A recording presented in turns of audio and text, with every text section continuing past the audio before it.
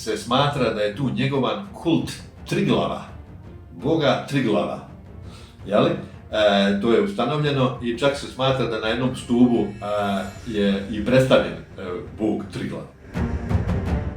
Knjigom ili mačem, kada bi pokorili te naše zemlje, ova germanska plemena, uspostavljali svoju vlast, a stanovništvo su, da kažem, poštedili, jeli, nisu ih, da kažemo, ubijali, osim onih što poginu u tim bitkama, nego su postajali građani te njihove nove države i to kao građani drugog reda. Mnogi od tih naših pod tim teretom ponižavanja raznih vrsta prelazili u suprotni tabor. Na taj način oni su bukvalno postajali Nijemci, odnosno ne možemo još govoriti o Nijemcima, pojam Nijemac je tek iz 19. vijeka. Dakle, u to doba možemo da govorimo o Francima, Saksoncima. Pomaže Bog! Danas pričamo sa profesorom Mihajlom Jelićem, autorom ove dve knjige koje smo već predstavljali, a na osnovu ove knjige Ime Srbiji i od njega izvedeni lične imena, prezimena, deonimi i toponimi je i delimično zasnovana ova današnja priča, a mi pričamo o Srbima u Germaniji, odnosno njihovim današnjim ostacima, kako ih zovu, Lužičkim Srbima. Dao Bog, evo, javljam se direktno sa terena, jeli, iz nekadašnje Germanije, gdje u suštini ja danas živim. Tako da nadam se da ću moći da vam pružim, što se kaže, informacije iz prve ruke. Znači, što se tiče Srba u Germaniji, tema je dobro poznata i ima dosta informacija i materijala, može da se nađe na internetu i na YouTube-u, tako da ću ja ovdje da predstavim neke, po mom mišljenju, najvažnije stvari što se tiče tog naroda, koji u suštini i danas živi i kao što znamo, mi ih zovemo Lužičkim Srbima, a oni sami sebe zovu isto tako kao i mi, skoro isto, jel? Serbi ili Srbija. I kakva je situacija na terenu? Kako je to pričati sa današnjim Lužičkim Srbima? Pa ja ovdje živim već 10-11 godina. Ovdje sam u Njemačkoj studirao, završio sam magistarske studije slavistike i to je dakle moja tema i teoretski, a i praktično, jer sam u sklopu studija jednom boravio kod njih u Lužici i uspio sam da snimim stanje, da tako kažem, upoznam ključne ljude i ključne institucije, a i drugi put sam gostovao upravo sa ovom mojom knjigom o njihovom i našem imenu, koju sam tamo predstavio u njihovom Srpskom institutu, tako da sam imao tu priliku da na licu mjesta upoznam današnje ostatke nekadašnjeg velikog naroda koji je živio na prostorima takozvane Germanije. Poznato je da su oni već tu, da kažemo, od 7. vijeka, jeli, prvi pomen je 631. u Fredegarovoj kronici, takozvanoj, gdje se pominje knez Dervanus, jeli, nažalost sva su ta imena zapisana na latinskom ili na njemačkom jeziku, tako da mi samo možemo da pretpostavimo da je to bio vjerojatno neki Drvan i od tog doba oni stalno žive na ovom prostoru. Jel? Današnji Lužički Srbi su ostaci tog velikog naroda i oni nemaju drugu domovinu osim Njemačke. Znači, kao što se može vidjeti u literaturi, taj narod se pominje uglavnom po plemenskim imenima. Pa smo čuli za Lužičane, Milčane, Dalemince, pa Obodrite ili Abodriten, kako kažu Nijemci, mi pretpostavljamo da su to Bodrići, jeli, pa Veleti, pa Ljutići, pa Vilčani i mnogi drugi, da ih ne nabrajam sve, ima dosta naziva za njihova plemena, a onda opet imamo saveze plemena, pa su jedni sa drugima u savezu, pa su svi pod jednim imenom i tako dalje. Neki imaju i po 2 imena i ne bih mnogo vas s time zamarao. Dakle, taj narod je u literaturi poznat po tim plemenskim imenima. Također postoji jedno zajedničko ime za sav taj narod od strane Germana koji ih zovu Venden. Dakle, Vendi, a kasnije Slave, odnosno Sloveni. Dakle, ta dva naziva govore o tome i tako se i može naći u literaturi, jeli, da oni taj narod bukvalno tako posmatraju kao jedan narod, jer govore jednim jezikom, imaju iste običaje, bez obzira na sva ta silna plemenska imena. Ostalo je sporno u literaturi i u nauci kako je taj narod sam sebe zvao. Na to nema odgovora u literaturi, zato sam ja i pokušao kroz ovu knjigu, kroz toponime, da pokažem da upravo ti toponimi mogu da odgovore na pitanje kako je se taj narod zvao. To ću da pokažem poslije, jeli, i sa kartama i sa slikama u toku razgovora. Dakle, taj narod je po mišljenju zvao se imenom srpskim, Srbi. Od tog doba, dakle, od kad se oni pominju, negdje od 7. vijeka pa sve do dan danas, može da se prati. To, da kažem, ime je prisutno od tada do danas. I ono je, da kažemo, isto kao i naše ime. Oni su tu, da kažemo, došli, kako to se može pronaći u literaturi, u 7. vijeku. Dakle, to doseljavanje, kao i za nas, važi i za njih. Iako nema baš nekih čvrstih dokaza. Jednostavno, oni se tu pominju u 7. vijeku, a da su došli od nekuda, tih informacija nema. I obično se u germanskoj literaturi obavezno naglasi kako su se oni doselili u područja sa kojih su se povukla germanska plemena. To je, dakle, jedna rečenica koja se veoma često ponavlja u tim izvještajima i tim prikazima o tom našem narodu koji je došao, kako oni kažu, u germanske zemlje. U svakom slučaju, iako nema dokaza za to, jeli, taj narod živi tu. I prva informacija iz 7. vijeka. U susjedstvu, jeli, sa germanskim plemenima, to su uglavnom Franci i Saksonci, Sasi, naši poznati Sasi, jeli, koji su i kod nas nekada živjeli, dolazili, radili u rudnicima, jel tako znamo za Sase. Dakle, to su bili prvi susjedi ovog našeg naroda tu na prostoru zapadne i sjeverne Njemačke, sve od granice sa Danskom, jeli, Hamburga, pa onda polako prema jugoistoku, ta neka granica je se spuštala.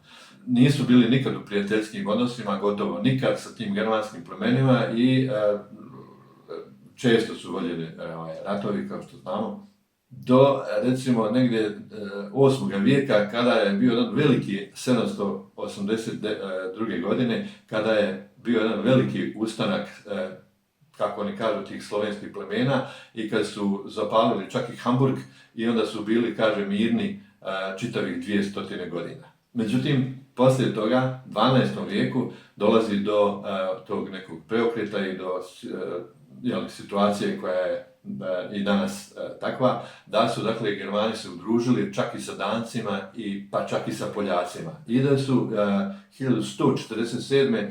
izvršili takozvani krstaški pohod na te, kako su ih oni nazivali, pagane mnogobožce, kao hrišćanska vojska. Čak se kaže da je taj krstaški pohod, oni ga zovu na njemačkom Wendenkreuzzug, krstaški pohod protiv Venda, bio dio drugog krstaškog pohoda koji je poznat u istoriji, ali na Bliski istok, na Jerusalim i na Svetu zemlju. Taj pohod je izmijenio kompletnu situaciju, dakle bio je poprilično uspješan sa idejom da se ti pagani hristijanizuju, dakle da prihvate hrišćansku vjeru. Međutim, sa stanovišta tog našeg naroda tamo, to je nije bilo tako jednostavno i baš tako, jeli. Pošto su neke parole s kojima je provođen taj pohod bile ili knjigom ili mačem, jeli. Dakle, milom ili silom ima da budu hrišćani i to je to. Tako, dakle, da je to, po mom mišljenju, ipak silom sprovedeno i to na jedan način da su, kada bi pokorili te naše zemlje, ova germanska plemena, uspostavljali svoju vlast, a stanovništvo su, da kažem, poštedili, jeli, nisu ih, da kažemo, ubijali, osim onih što poginu u tim bitkama, nego su postajali građani te njihove nove države, i to kao građani drugog reda. To je također bilo veoma efikasno u tom smislu da su mnogi od tih naših pod tim teretom ponižavanja raznih vrsta prelazili u suprotni tabor, prihvatajući prvo hrišćansku vjeru, a zatim i njemački jezik. Na taj način oni su bukvalno postajali Nijemci, odnosno ne možemo još govoriti o Nijemcima, pojam Nijemac je tek iz 19. vijeka. Dakle, u to doba možemo da govorimo o Francima, Saksoncima i tako dalje, tim germanskim narodima. Dakle, oni su na taj način u tim borbama, bilo je svega kao i kod nas, da često neka od tih plemena pređu na stranu neprijatelja pa se bore protiv svoje braće, pa da su mijenjajući vjeru, mijenjali i naciju, da tako kažemo, i da su malo pomalo manjivali svoj narodni korpus, da tako kažemo. Nisu, dakle, nikad uspostavili državu, ni kroz čitav srednji vijek i sve do dan danas. Jedan pokušaj je bio da negdje poslije Prvog svjetskog rata da i oni dobiju neku državu, ali nažalost ove velike sile nisu dozvolile, tako da oni i dalje žive u Njemačkoj kao nacionalna manjina sve do dan danas. Za vrijeme istočne Njemačke oni su djelimično bili priznati, ali u sklopu one ideologije komunističke. Oni su dakle mogli da donekle ispoljavaju svoj identitet, ali kao što kažemo u sklopu tog društvenog sistema koji je tada vladao. Dakle, oni su poslije ujedinjenja, ajde da kažemo te Njemačke, opet potpali pod dvije države. Njemačka kao savezna država ima tih nekih 16 država koje imaju dosta osobina pravih država. Tako da, recimo, Ministarstvo kulture ili informisanja ili prosvete ne postoji na saveznom nivou, nego bukvalno na nivou tih država. I onda jedan dio tih lužičkih Srba koji je preostao žive u državi Brandenburg, a jedan u Saksoniji. Te države ponekad imaju različite zakone što se tiče tih nacionalnih manjina i to je utjecalo da se bukvalno formiraju dva standarda, dva jezika, tako da poznato je da postoji gornjo-lužičko-srpski i donjo-lužičko-srpski kao dva jezika, što je lingvistički gledano, po mom mišljenju, besmisleno, jer oni se između sebe također razumiju, to bi mogla da budu dva dijalekta jednog jezika, međutim to se tako uči u slavistici da postoje dva jezika kod tog malog naroda na jednoj maloj teritoriji, što je, po mom mišljenju, kao što rekoh, besmisleno. Oni njihova ta dva jezika, su normirana prema, da kažemo, pa su slični sa donji lužičko-srpski sa poljskim, u smislu pravopisa, a gornji sa češkim. Tako se uči, zbog tog pravopisa koji je sličan sa pravopisima tih susjednih naroda. Ognjelo se vodi starom izrekom, ni po babu, ni po stričevima, već po pravdi Boga istinoga. Na sajtu Ognjelo čekaju vas naslovi koji spajaju naučne istraživanja i narodnu tradiciju od drevnih vremena do naših dana. Sve knjige možete poručiti direktno preko sajta ognjelo.com, a mi ih šaljemo na vašu adresu. Otkrite knjige koje oživljavaju srpsku istoriju, tradiciju i predanje. Pa kojih tragova njihovog postojanja možemo naći danas? O tragovima njihovim ima dosta materijala i ja sam uspio da kažem da pronađem ovdje baš zato što sam tu na licu mjesta. Ja imam jednu prezentaciju koju sam držao već nekoliko puta na tu temu i uvijek počnem sa moje omiljene tačke u tom slovenskom svijetu, a to je Peloponez. I 15. vijeku s Peloponeza u današnju Germaniju putuje jedan grčki ili da kažemo vizantijski putopisac Laskaris Kananos 1638. Dakle, on putuje s Peloponeza do Baltičkog mora gore. On to Baltičko more upravo zove Vendski zaliv. Dakle, prema nazivu koji važi za taj narod, za te Vende naše. Iskrcava se na sjeveru današnje Njemačke, to je grad koji se danas zove Lübeck, a nekad se zvao Ljubice. I kad je došao gore, to je bilo zanimljivo, on kaže, pa ovi ovdje, kaže, govore, pričaju istim jezikom kao i ovi naši na planini Tajgetos na Peloponezu. Kao što znamo, tamo su živjeli ovi jezeriti ili jezerići i milingi ili melingi na Peloponezu i ovaj Grk je dakle to primijetio da je to isti jezik kao i na sjeveru Njemačke kod današnjeg Libeka. Čak naziva to područje gore istim nazivom kao što je to i na Peloponezu često pominjano, Slavonija. Šta je važno tu?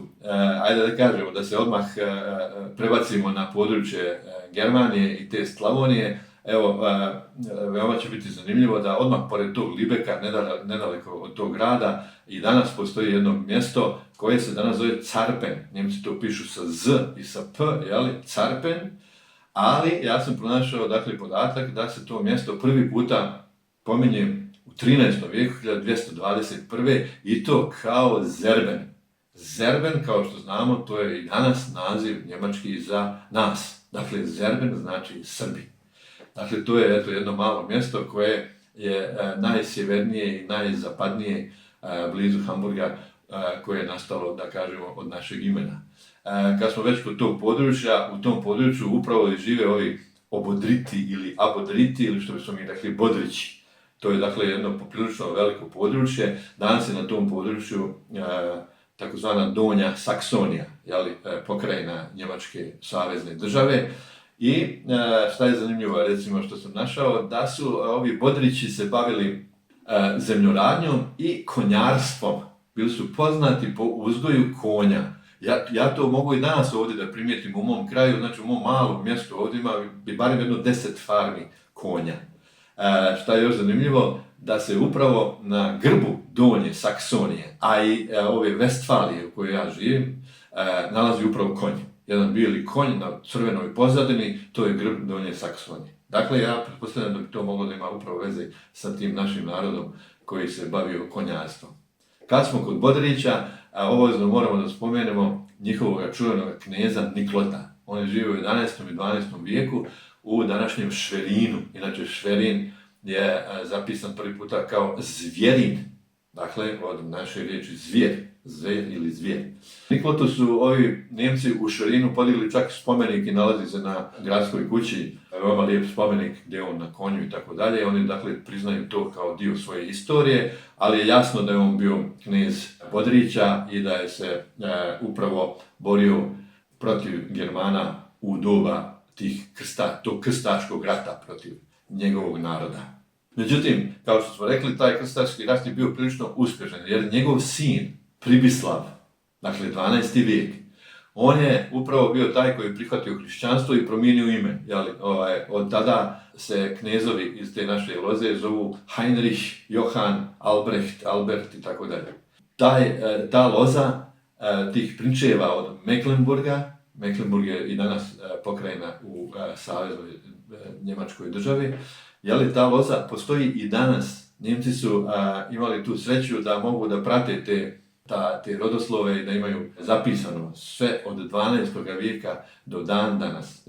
Skoro sam naletio na podatak da je danas živa princeza od Mecklenburga koja je umrla prije 5-6 godina u svojoj 101. godini, i što je bilo zanimljivo, ti princeze, oni imaju dosta imena, pa ona se zove Feodora, Elize, Marie, Elizabeth, ali njeno glavno i prvo ime jeste Vojislava. To mi je bilo zanimljivo, otkud to? Znači, to je žena, kažem, koja je živala doskora i zašto se zvala Vojislava. Našao sam odgovor. Ona je to ime dobila na osnovu svoje čukun babe, ili već kako se to u našem narodu izraz ima ne znam da li baš za toliko koljena ima do 12. vijeka. Dakle, upravo supruga ovoga kneza Pribislava zvala se Vojislava. Dakle, to je po njoj. To je bilo zanimljivo. Ja sam htio da uspostavim kontakt sa njom, ali to nisam uspio, nisam stigao, ona je umrla. Doduše ima 4 sina koji su i danas živi, pa možda bude neka prilika da ih pronađem. Malo je teško doći do tih prinčeva, mi obični smrtnici nismo baš u poziciji. Ali možda bude neka prilika pa da ih priupitam malo na te teme. Taj narod gdje je Grk došao gore u sjevernoj Njemačkoj i gdje on naziva to more tamo, Ventskim zalivom, upravo na osnovu tog imena kojim su nas germanska plemena zvali, Venden ili Vinden ponekad, što može da se vidi i dan danas, današnji donji lužički Srbi se nazivaju Venden i oni to tako i traže od Nijemaca, oni nisu baš prihvatili ime kojim Nijemci inače zovu njih, to je ime Zorben, za razliku od gornjih. Gornji hoće da ih Nijemci zovu Zorben, a donji neće. Donji hoće da ih Nijemci zovu Venden. Dakle, oni imaju svoj naziv za sebe, Serbi ili Serbija, ali kada im se Nijemci obraćaju, ovi donji, ja ih isto zovem ponekad Serbi, mislim da bi to bilo još preciznije nego da stalno govorimo donji lužički Srbi, gornji lužički Srbi, pa ne znam, gornji lužički srpski jezik, donji, komplikovano je to mnogo. Ja bih uveo jednostavniji jedan naziv, da ih zovemo donji Serbi, gornji Serbi i donjo srpski jezik i gornjo srpski. Dakle, ovi donji, oni žele da ih Nijemci zovu Venden i tako i piše, kao što se često može vidjeti, Serbski muzej u Hoćebuzu, na njemačkom se zove Wendisches Muzeum. Zanimljivo je da ovaj oblik Wendisch, se primjenjuje mnogo šire, pa čak čuvena srpska kamenica u Češkoj, koja je mjesto poznato gdje je pao na Jatov avion 72. godine, također ima njemački naziv i Njemci ga zovu Windisch Kamnitz, dakle srpska kamenica. Tu je jasno, dakle, da oni upravo koriste taj termin Wendisch za ono što mi zovemo srpski, ponekad slovenski, jer Windisch je također naziv za slovenački jezik, doskora bio, da kažemo 19. vijeka, pa čak i ti Slovenci koji žive u Štajerskoj, u današnjoj Austriji kao nacionalna manjina, u svojoj himni nazivaju svoje područje Wendenland. Dakle, himna je na njemačkom jeziku i oni svoju zemlju u Austriji zovu Wendenland. Baš kao što se i dan danas jedno područje u Njemačkoj između Hanovera i Hamburga i rijeke Labe zove Wendland. Dakle, i dan danas. Wendland je poznat upravo po takozvanim okruglim selima. U centru sela je trg, a kuće su poredane nekako u krug oko tog trga i to je jedno veoma zanimljivo područje sa dosta tih takozvanih okruglih sela. Upravo u tom području, Wendland. Wendland je za nas zanimljivo upravo po toponimima koje i danas možemo pronaći kod njih. Mnoštvo toponima je lako prepoznatljivo da su našega porijekla. Dakle, ima ih koji se završavaju na ov, Prepov, Vustrov, Mečov i tako dalje. Zatim, velika većina na ic, što dolazi od našega ica ili ić, Belic, Krivic, Varbic i tako dalje. Tu je lako prepoznati, Vrbica i tako dalje, niz naziva u tom obliku, Imamo recimo selo koje se zove Breze, bukvalno, Njemci pišu to sa 2 e i jednim s, ali čitanje, i oni bukvalno kada to čitaju, kada izgovaraju, oni kažu selo se zove Breze. I upravo tamo ima breza, i dan danas, što je onda jasno, neka mjesta se završavaju na C, kao što je recimo Klence, Trojce, Cece i tako dalje. I još par zanimljivih mjesta kao što je Šnega, ili Posade, ili Dragan, ili čak i Samac, što liči na moj šamac, mada ne mora da znači baš da je istoga korijena ta riječ. Zanimljivo je recimo da je Krivic kao naziv prenesen u Ameriku. Sjeverno od Čikaga imamo Krivic i dan danas, tamo je odselila jedna grupa lužičkih Srba i dala ime tom mjestu u kome oni žive, a naše ime Srbin, odnosno Serbin, odnijeli su u Teksas, dakle kod Houstona, i danas imamo mjesto koje se zove Serbin, koje su naselili lužički Srbi nekad u 19. vijeku i dali mu to naše ime. Da se vratimo na njemačko područje, naselja na Ic, koja sam ja ovdje pokazao u Wendlandu, to je jedno malo područje, ta naselja koja se tako završavaju prisutna su na čitavom njemačkom govornom području, čak i na austrijskom. Ja imam tu jednu kartu gdje možda se vidi koliko ima tih naselja koji se završavaju na ic, što je opšte poznato da je naš nastavak. priznaju i njemački i svjetski lingvisti. Jedino mjesto u Njemačkoj koje je ostalo danas sa našim imenom jeste Srpske Pazlici. Njemci su dozvolili lužičkim Srbima kao nacionalnoj manjini da imaju dvojezične nazive i natpise i table na ulazu u njihova sela, pa se ovo mjesto prvo zove na njemačkom Wendisch Baselic, a ispod toga lijepo piše Srpske Pazlice. Ja sam bio u tom mjestu i da vidim kako to izgleda, da vidim mogu li tamo nešto da vidim, tako dalje. I prolazeći onako polako, bilo je lijepo vrijeme, sa otvorenim prozorom u kolima, razgledao sam kako izgleda lijepo to selo. I u jednom dvorištu na kapiji stavio jedan čovjek, kad sam ja prolazio, on onako mahne u znak pozdrava i meni to bude onako simpatično, jer to Nijemci nikad ne rade, rekao ovo je naš 100%. I nije mi bilo mrsko, ja se vratim i upoznam se s tim čovjekom i progovorim koju riječ, baš sam je tako, da kažem, ispitao, kako, je li lužički Srbin, jeste, kaže, zove se Bosko. I da ih ima tu u tom selu, da žive, da su, da kažem, uspjeli da očuvaju svoj jezik i tako dalje, ali da ima jedan dio sela, možda trećina ili četvrtina koji su prešli na njemački jezik. To je pojava koja se tamo često dešava i o njoj ću još poslije da progovorim. Uglavnom on i u ruci drži novine, srpske novine, tako da mi je čak donio iz kuće 2-3 primjerka, pa mi je poklonio taj najnoviji broj, nije bio još pročitao, pa mi nije dao.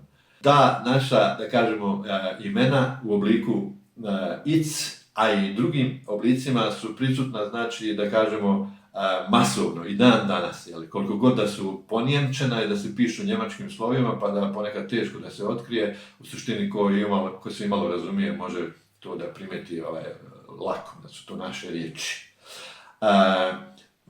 Na kartama može da se primijeti da su ta imena od našeg imena Srbi, prisutna u tom području sve do takozvane granice sa Francima koja je uspostavljena u 9. vijeku u vrijeme Karla Velikoga, a koji je tu granicu, mislim, da li je on ili neko drugi, nije važno, uglavnom ta granica se pominje pod latinskim nazivom Limes Sorabicus. Dakle, u prevodu srpska granica. Dakle, to je još jedan od dokaza da su ti Franci cjelokupno to stanovništvo, a ne samo jedno pleme zvali Srbima. Dakle, sav narod, jer ta granica se proteže gore od skoro danske granice, pa sve do Austrije, pa čak i niže možda do Italije i današnje Venecije. Taj Limes Sorabicus dugo je bio kao neko granično područje i, kao što sam rekao, na toponimi od našega imena Srbi su zapadno od te granice. Međutim, toponimi od naziva Venden ili Vinden ima mnogo i zapadno od te granice, tako da to lijepo može da se vidi da je, dakle, to naše područje gdje žive naš narod bilo mnogo šire nego što se to uglavnom prikazuje. Nijemci u njemačkoj nauci to ne priznaju. Dakle, oni recimo kažu, ako je neko mjesto se zove Venden istočno od granice, onda oni kažu to je slovensko pleme, slovensko selo, slovenski toponim, a isti takav naziv zapadno od granice ne zna se kojega je porijekla, koje je etimologije. Tako da ima tu još dosta toga da se, da kažemo, istražuje i da se pokaže i dokaže. Ne samo, dakle, da zapadno od te granice ima tih naših toponima, ima čak i arheoloških nalazišta, ima krajeva koji se zovu Slavenland, zemlja Slovena, dakle čitavo jedno područje, baš blizu mene ovdje. Tako da ima tu još dosta da se, da kažem, istražuje i dokazuje i pokazuje. Recimo, u 10. vijeku jedan arapski putopisac, Ibrahim ibn Jakub, putuje negdje od zapadne Europe, od Amsterdama prema Češkoj današnjoj otprilike i prolazi upravo ovdje kroz moje područje, kroz Dortmund i okolinu, i ovdje imamo 2 mjesta blizu nas jedno se zove Zost, a jedno Paderborn. Ovaj Ibn Jakub lijepo piše da se oba ta mjesta nalaze u slovenskoj zemlji. Također, Nijemci ni to ne priznaju, nego smatraju da je on pogriješio. Jer slovenska zemlja je, kao što se uči, tamo od tog Limesa Sorabikusa, od te granice, što je negdje kod Magdeburga, nekih 200-300 km, je dakle promašio Ibn Jakub, po njihovom mišljenju. Po mojem mišljenju, to je izvor iz prve ruke. Ako je taj čovjek tim područjem putovao, jel, na nekim kolima ili konjima ili možda pješke, jel, kako on znao da se uopšte zovu taj kraj zove zemlja Slovena, da se taj narod naziva tako. Kako on to znao? On mora to čuje od tog stanovništva tu, pa tako da ja mislim da je njegova informacija ipak tačnija od ovih nekih spekulacija naknadnih koje danas u nauci kruže i važe kao tačne. Ako se sjetimo još istorije, imamo ovoga bavarskog geografa koji u 9. vijeku nabraja razna slovenska plemena i gdje direktno kaže da sva ta slovenska plemena vode porijeklo od plemena koje se zove Serbijani, odnosno Srbijani ili Srbi. Imamo i čuvenu Dalimilovu hroniku koja isto kaže da su ovi Česi porijeklom iz srpskog naroda koji su došli sa naše teritorije.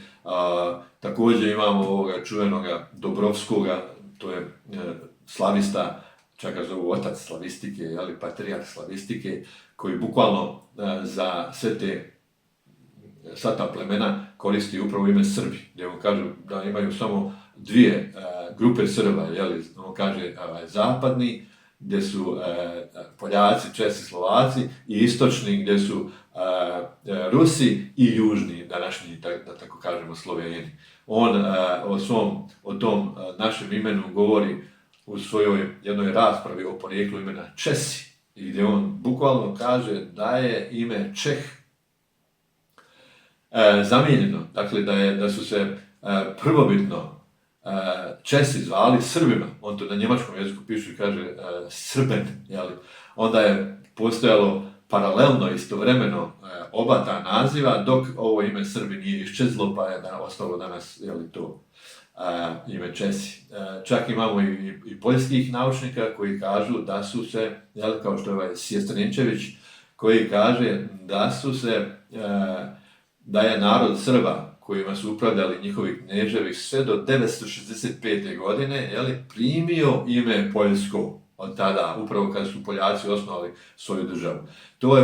Poljaci su, da kažemo, tu državu proširili upravo i na područje današnjih lužičkih Srba o kojima govorimo. Dakle, imamo istorijskih podataka da je se sav taj narod zvao i upravo našim imenom Srbi. Ima jedan zanimljiv podatak od jednog rimskog istoričara Vibija Sekvestra, koji kaže da u Germaniji Svebe i Srbe razdvaja rijeka Laba. On kaže, za Srbe koristi latinski naziv Servitis, što bi u mom prevodu nekom bilo kao Srbić. Šta je zanimljivo? Zanimljivo je ovdje da ovoga Sekvestra, da se za njega ne zna kad je živio. Po mom mišljenju, dakle ima podatak da je živio u 4. vijeku i da se u 4. vijeku pominje naše ime na području današnje Njemačke. Međutim, pošto se to ne uklapa u zvaničnu teoriju, onda neki naučnici smatraju da je to onda neka greška, da on nije mogao nikako da živi u 4. vijeku, nego da je možda ipak iz 6. Neki misle iz 5. Tako da je to jedan od rijetkih historičara kako se ne zna kad je živio. To je meni, da kažem, malo smiješno. Tragova, dakle, od ovih naših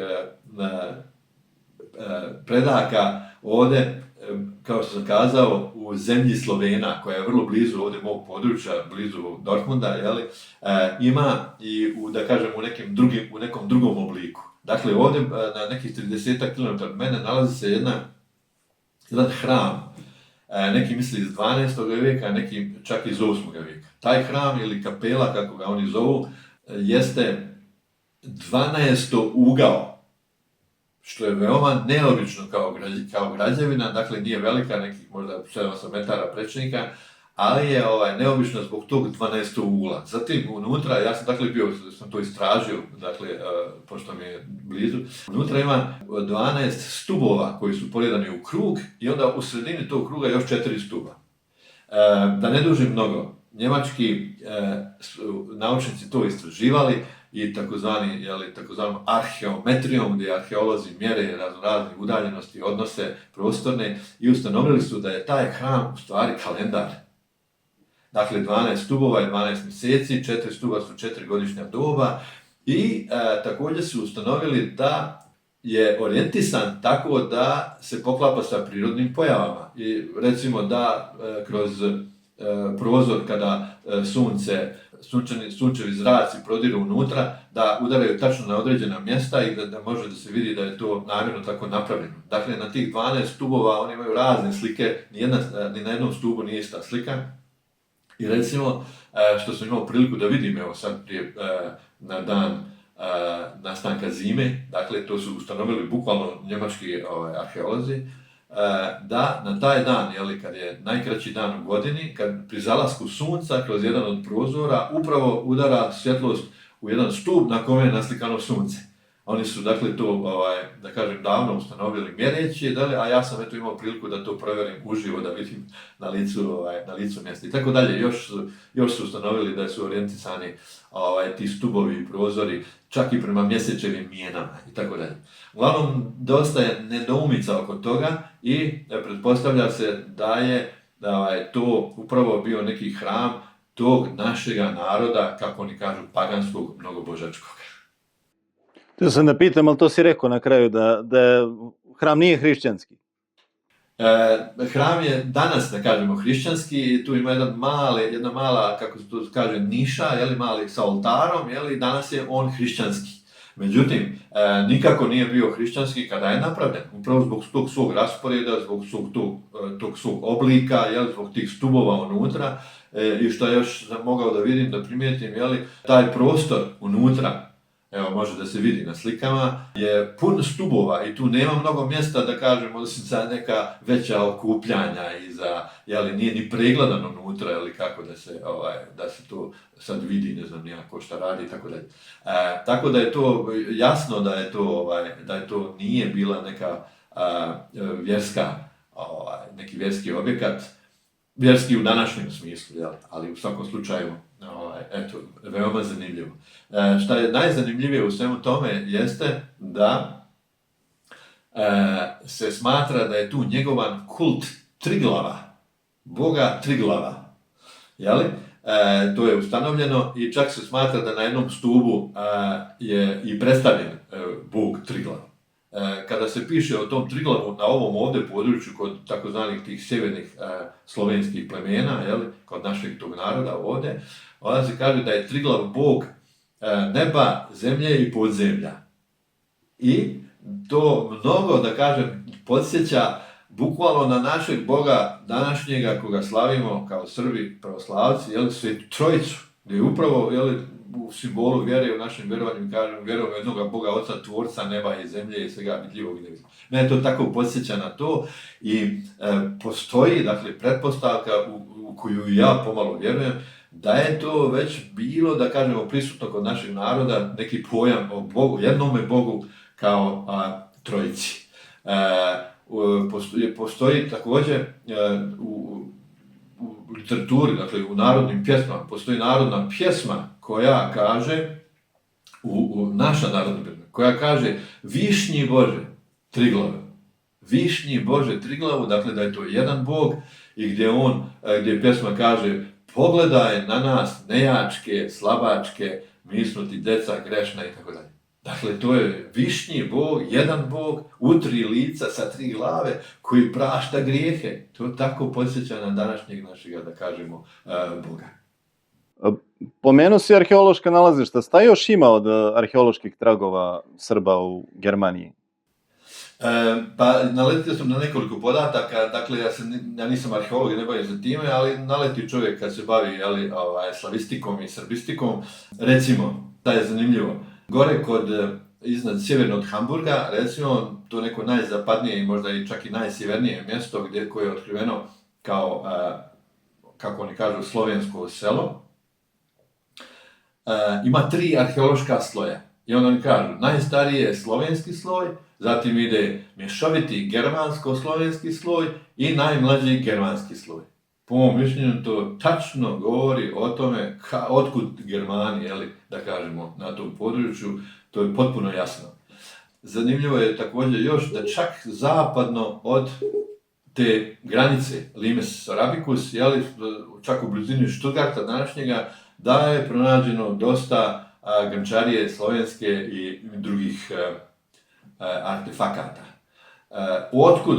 I to mnogo, I onda su veoma zanimljivi ti njemački arheolozi koji pokušavaju da odgovore na pitanje otkud to, Pošto je nemoguće da s te strane granice živi naš narod, to znači da je bila neka velika kolonija, možda nekih zatvorenika, pa koji su tu živjeli, pa su sve to podonosili.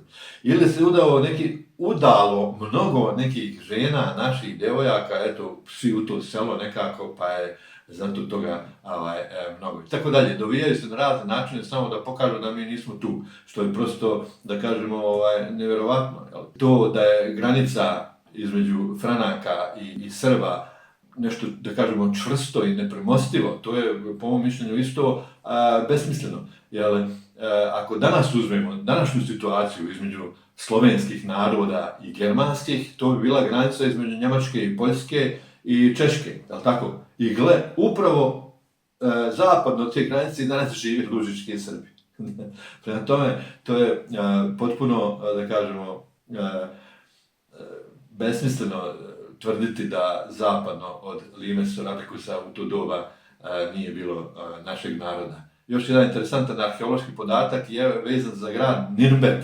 Nürnberg je, dosad se smatralo da je iz 10. vijeka najstariji nalazi, a onda su skoro prije godinu, dvije otkrili u centru grada još neke artefakte i gdje su bukvalno njemački arheolozi objavili izvještaj, čak i u novinama je bilo, da je Nürnberg stariji 100 godina nego što se mislilo i da je negdje u 9. vijeku osnovan kao malo slovensko selo na obali rijeke Pegnitz.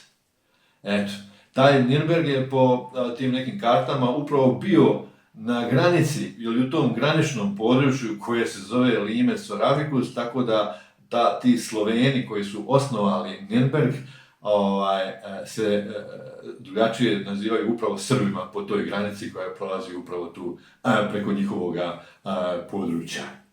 A kakvo je danas stanje kod lužičkih Srba?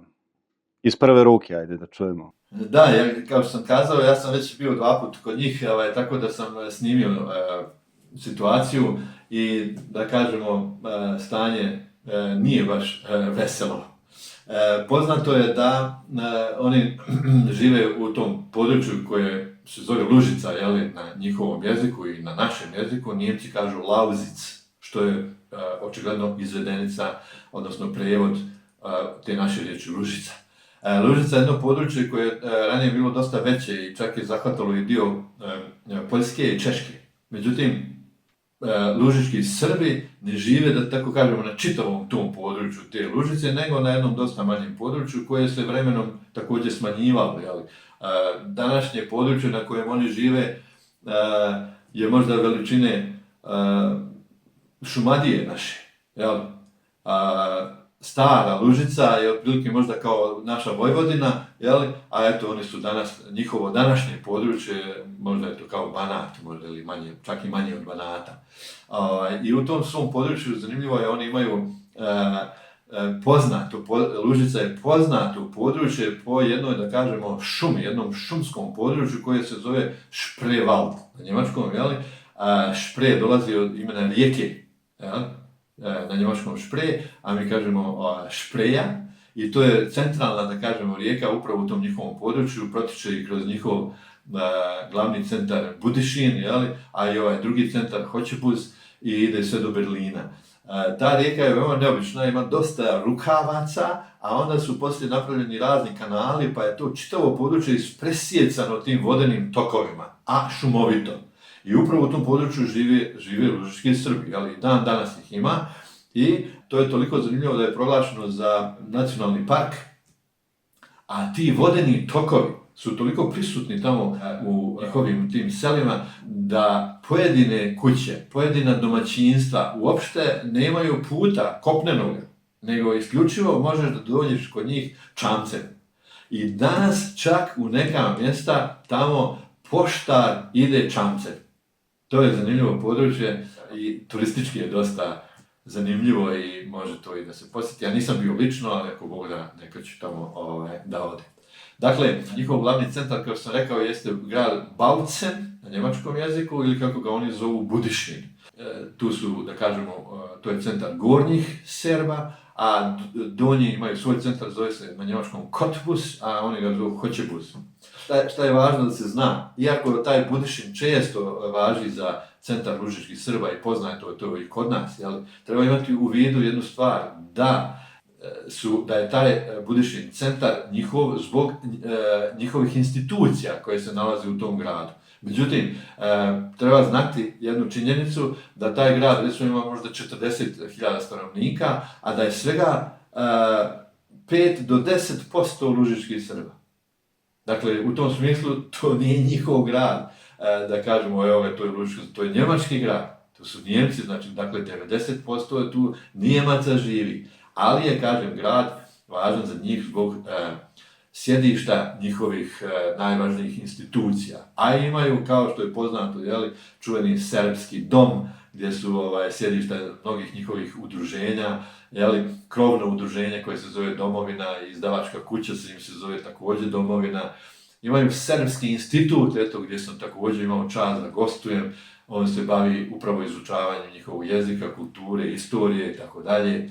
Imaju srpsku gimnaziju, imaju srpske škole, osnovne i vrtiće čak, dvojezične također, imaju jednu knjižaru, Smolerova knjižara, Smoler je čuveni njihov kulturni radnik i pisac, i u njoj sam, da kažem, bio. Imaju katoličko bratstvo Svetog Čirila i Metodija, izdaju časopis koji se zove Pomhaj Bog, što bi rekli pomagaj Bog ili pomoz Bog, kao i kod nas se kaže. A ta tradicija Svetog Čirila i Svetog Metodija je isto zanimljiva. Imaju nekoliko spomenika u Lužici posvećenih njima i dosta je to jaka tradicija. Ja pretpostavljam, dakle, da je u doba misije Svete braće u 9. vijeku, takozvanoj Velikoj Moravskoj, da je u to doba moglo da se dogodi da su i oni živjeli u istoj toj Velikoj Moravskoj, kao i mi na kraju krajeva, i da smo možda nekad živjeli u istoj državi u kojoj su djelovala ta Sveta braća, pa da je tradicija ostala i do danas. Ja pretpostavljam da bi to moglo da bude tako, nema neke baš jake dokaze, ali o tom potom možda se to i pokaže i dokaže. Imaju veoma razvijen folklor, nacionalni ansambl koji pravi jednu također međunarodnu folklornu smotru koja je veoma posjećena, tako dalje. Serbski muzej postoji u Budišinu, također u Hoćebuzu i još jednom malom mjestu također ima, dakle, najmanje 3 muzeja. Ja sam imao priliku da budem u Budišinu muzeju, to je veliki muzej na 3 sprata, tamo sam ostao, nekoliko sati razgledajući šta se imaju. Poznati su po narodnim nošnjama, imao sam priliku da ih vidim, toliko su živopisne i šta je zanimljivo, da su toliko raznovrsne da je bilo žena koje su mogle da imaju po 17 različitih nošnji, bukvalno za različite uloge. Pa onda jedna je nošnja kad si na njivi, jedna kad ideš na pijacu, jedna je kad si kuma, jedna je kad si u satovima, jedna je kad ideš u crkvu i tako dalje. 17 različitih nošnji. Poznati su također i po drugim sličnim običajima, kao kod nas recimo šaranje jaja. Potom su specifični, imaju one šare koje se crtaju bukvalno ručno kao nekada ko se radilo kod nas, a i danas radi do duše, voskom. I potom su poznati na čitavom području Njemačke po šaranju jaja. Ima još jedan običaj, ovi katolički Srbi na Vaskrs, gdje oni konjima obilaze jedno određeno područje koje bi moglo da se nazove njihov središnji dio, gdje oni obilaze nekoliko sela na konjima i pjevaju te vaskršnje pjesme i pozdravljaju narod izlazi i tako dalje, oni se lijepo obuku, dotjeraju konje, dotjeraju i tako dalje. Veoma zanimljiv običaj koji je tu i dan danas je da kažemo, prisutan kod njih. Dakle, oni u tom području, kao sam već naveo, žive kao priznata nacionalna manjina, i tako da imaju pravo na svoj jezik, kulturu i tako dalje, i potporu i novčanu i tako dalje, imaju pravo na dvojezične te nazive, mada recimo zanimljivo je da se često kruži slika Bautzen Budišin, dvojezični naziv, ja sam primijetio tu jednu, da kažem, grešku, odnosno ja sam lično tamo bio i vidio da je taj naziv jeste dvojezičan, ali da Budišin piše manjim slovima. Na internetu kruži slika gdje su ista slova, ali ovo što sam ja vidio lično su manja slova. Oni su se protiv toga bunili, jel? Ne samo to, dakle mi nismo tu ravnopravni, a zašto su naša slova manja, zašto ne bi bila ista. Ili recimo imaju pravo na dvojezičnost, ali ne na saveznom nivou. A recimo autoputevi pripadaju saveznoj državi i onda na autoputu nema dvojezičnih naziva, tamo su samo njemački. Čak je neko izjavio da to ne bi bilo dobro, jer kad se krene tamo prema Dresdenu, pa čak i dalje, prema Budišinu, prema Gerlicu i prema Poljskoj, kaže, mogli bi, ako bi se napisali ti njihovi nazivi na autoputu, mogli bi neko od Nijemaca da pomisli da je već u Poljskoj, jer kakvi su to nazivi. Nijemci mnogi ne znaju da postoje lužički Srbi, nažalost. Oni su, prikazuju, čak djeca recimo uče u istoriji, ali ono protiv čega se oni također bunili jeste da su oni tamo prikazani kao tako neka usputna nacionalna manjina, eto kod nas isto ima neki zanimljivi ljudi, tamo je neka lekcija koja maltene spada u temu koju bi se nazvali zanimljivosti. Oni se bune protiv toga i oni smatraju, pa ovo je država isto naša koliko i Njemačka. Dakle, oni 1500 godina tu žive najmanje, i nemaju druge države. Dakle, ta država, to područje na kojem oni žive je isto toliko njihovo koliko i Njemačko. Ja sam bio u tim selima, ima sela gdje nijedan Njemac ne živi, niti je ikad živio. Dakle, to je Njemačka država silom političkih okolnosti, ali to je njihovo područje, zašto ne bi oni bili, da što se kaže, potpuno ravnopravni. Također još jedna od pogrešnih informacija, po mom mišljenju, koja kruži internetom i koja možda se nađe, jeste da njih trenutno ima oko 60.000. Međutim, to je podatak iz 19. vijeka. Popis stanovništva je posljednji urađen upravo u 19. vijeku i radio jedan njihov student. Bukvalno čovjek je uradio popis stanovništva sam. 5 godina je pješke išao od sela do sela, od kuće do kuće i popisao lužičke Srbe. I on ih je popisao 60.000. Taj čovjek se zove Arnošt Mukar. I zanimljivo je da je od naše crkve dobio orden Svetog Save. Ne znam zašto i zbog kojih zasluga, ali eto naletio sam na taj podatak. Dakle, Muka je posljednji popis izvršio u 19. vijeku. Poslije toga nema popisa po etničkoj osnovi. Dakle, danas popis njemački, kad se vrši, ne možete da se izjasniš šta si po etnički.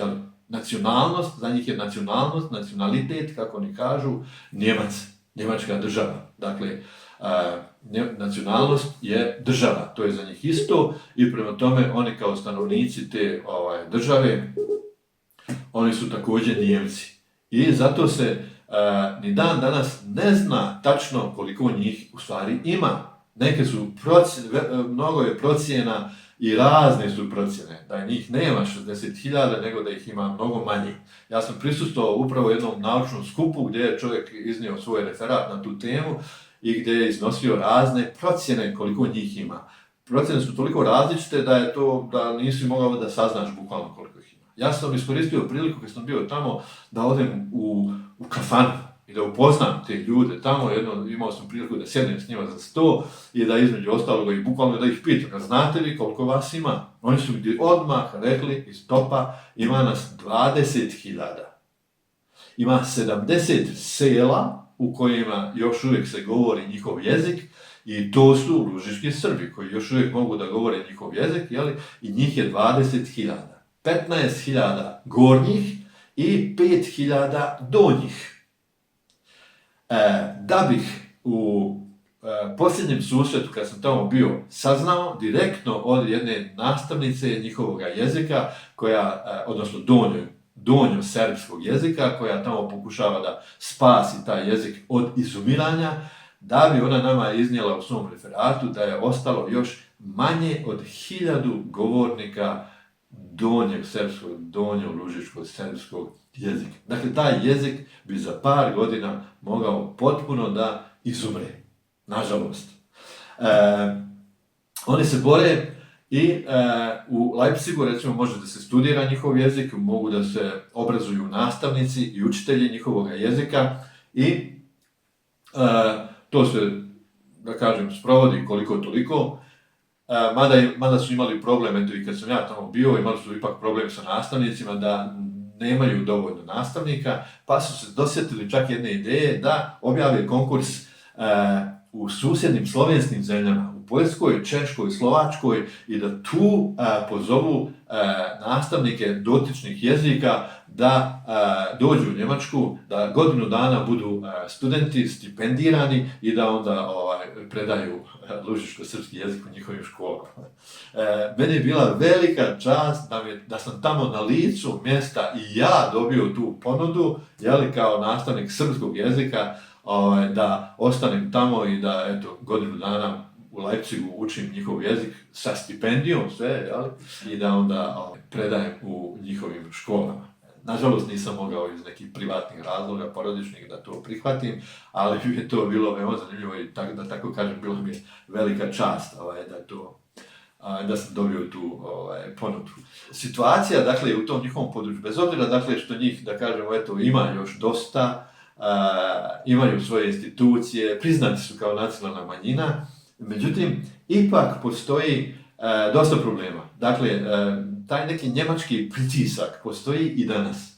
Ne samo u stvarnom životu, nego čak i u nauci. Recimo, imali smo priliku u njihovom muzeju, kad se uđe, odmah ima na čitavom zidu karta doseljavanja Slovena u Germaniju, gdje su oni isto nacrtali da su doselili se iz područja današnje Ukrajine i tako dalje, da ne ulazimo sad u to, i da su se doselili tu u 7. vijeku. Da bi dobili dozvolu za tu kartu, oni su morali se obratiti Ministarstvu kulture, Saksonije u Drezdenu, i nisu je dobili. Zašto? Kaže, pa ne možete vi da pišete u 7. vijeku, vi ste tu od 9. vijeka. Kako od 9. Kad postoje istorijska dokumenta? Da, kaže, u 7. vijeku se spominju Milčani i Lužičani, a Srbi se ne spominju. Veliku su borbu vodili i uspjeli su na kraju da se izbori za to. Dakle, oni bukvalno žive u tim, da kažemo, njemačkim državama i gdje je njemačka politika ipak presudna i odlučujuća za i utiče na njihov život i na njihovu kulturu. Zanimljivo je, recimo, da ono što sam pomenuo, kada se uđe u istoriju, recimo, pojedinih gradova u istočnoj Njemačkoj ili uopšte te regije i tako dalje, naleti na rečenicu da su se Sloveni doselili na područja sa kojih su se povukla germanska plemena.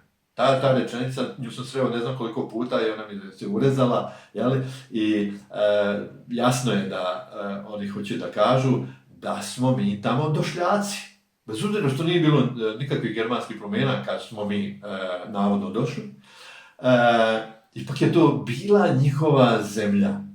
I to je, dakle, njihova zemlja i danas, a mi smo, dakle, došljaci.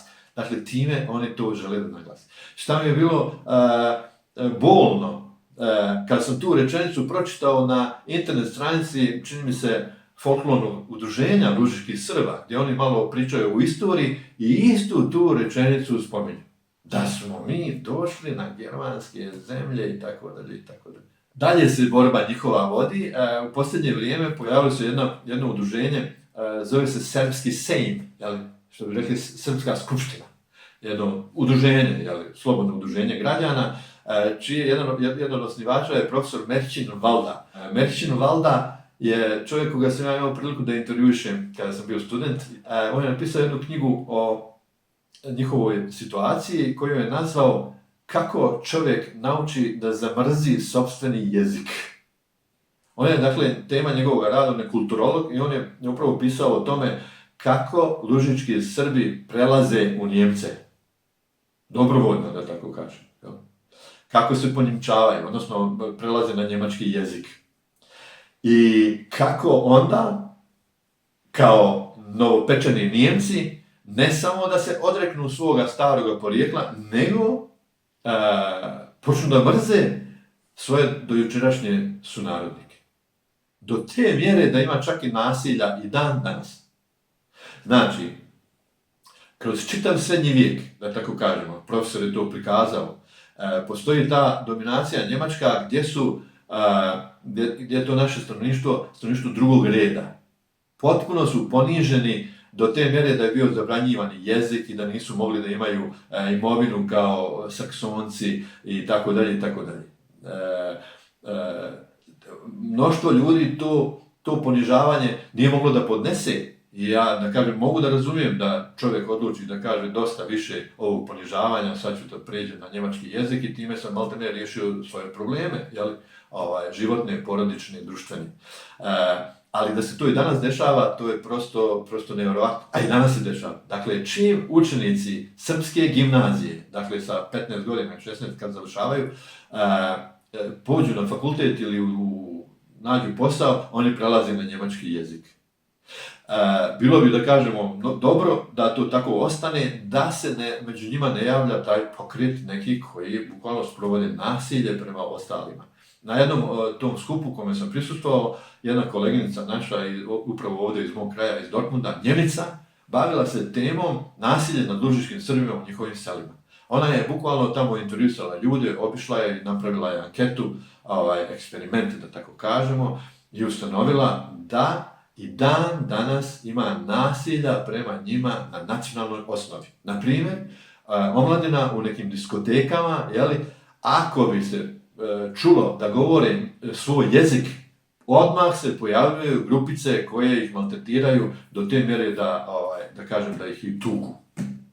Šta je zanimljivo još? Da kad je to ta naša koleginica, da tako kažemo, predstavila u Serbskom institutu, jedna od domaćina koja nas je tu primila, član Srpskog instituta, je postavila pitanje, a da nije možda to nasilje na nekoj drugoj osnovi, možda rivalitet nekih sela ili neke navijačke grupe ili tako dalje i tako dalje. Ne, kaže isključivo na nacionalnoj osnovi. I onda vi vidite da se oni još uvijek na neki način ustručavaju, maltene da na te teme istražuju i pišu i da to objavljuju. To mi je prosto bilo bolno za mene lično. Pa zašto? Kao što sam rekao, profesor Valda je osnovao sa grupom svojih istomišljenika Srpsku skupštinu. Zašto? Zato što sistem funkcionisanja njihove nacionalne manjine je takav da Njemačka država osniva nešto kao neku fondaciju za lužičke Srbe i preko te fondacije raspodjeljuje sredstva. Ta sredstva nisu beznačajna, to je nekoliko, mislim, 20 miliona evra za njihove potrebe, nije važno, ali dalje onda ta fondacija raspodjeljuje to.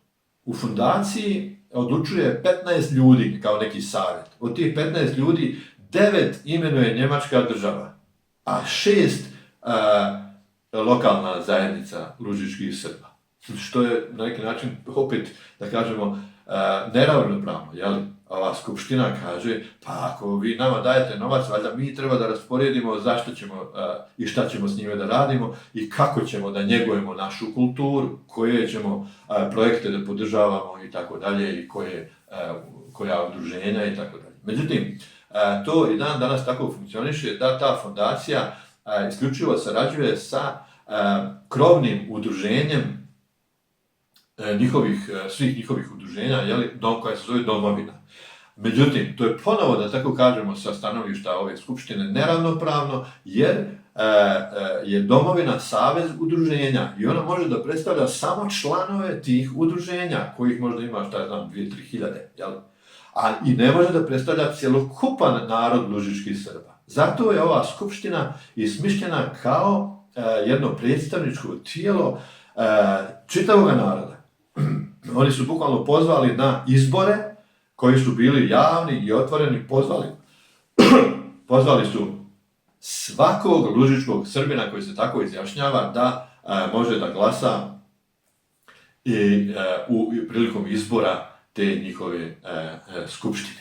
Oni su potegli pitanje starosjedelaštva lužičkih Srba u Njemačkoj. Na osnovu konvencije Ujedinjenih nacija koja to dozvoljava i obrazlaže da ljudi, narod koji živi na nekoj teritoriji, tu već od pamtivijeka, ima svoje običaje, svoju kulturu, svoj jezik i tako dalje, oni ispunjavaju sve te uslove i podnijeli su zahtjev da njemačka država prizna kao starosjedioce. Ne da budu nacionalna manjina, nego starosjedioci.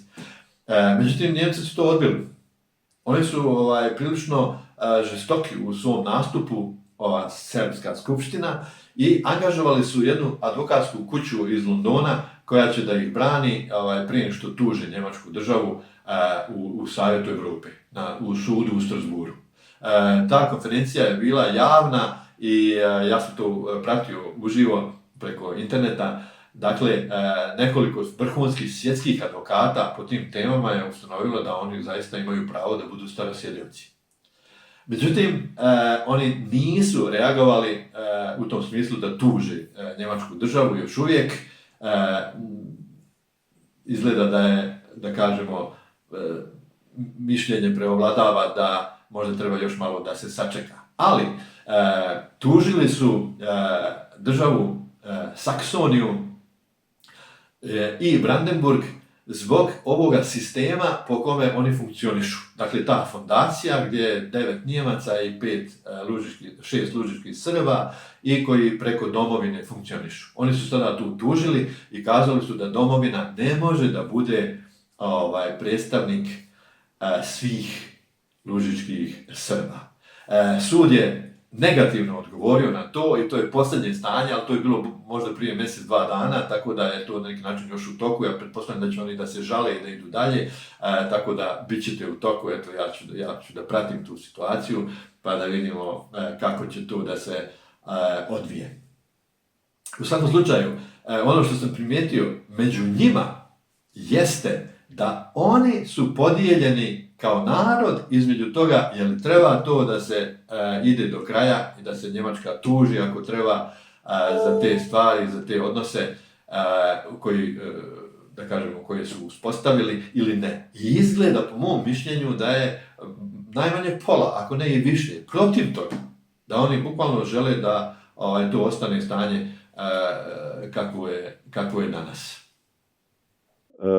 Pa imali smo primere iz 19. veka gde se javio taj jak duh zajedništva, pa recimo poznat je kod nas zbog one njegove pesnik Heinrich Zieler sa onom pesmom Gde je srpski zavičaj. Da li ima nekog traga tog duha i uopšte kakav je odnos lužičkih Srba prema nama danas?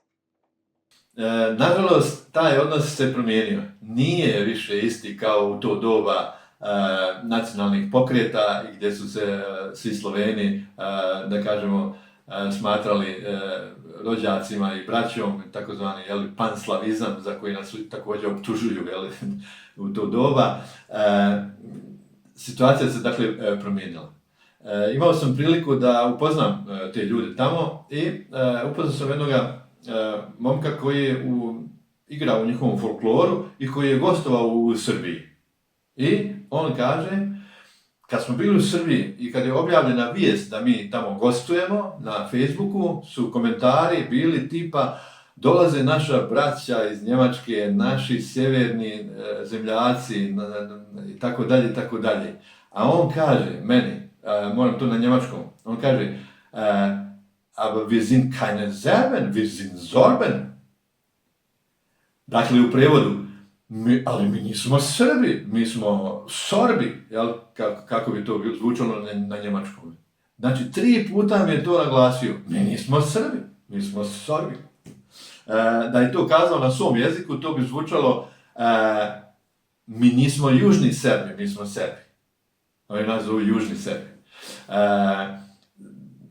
Dakle, taj odnos je potpuno drugačiji nego naš odnos prema njima i nego taj odnos koji je postojao nekad možda u 19.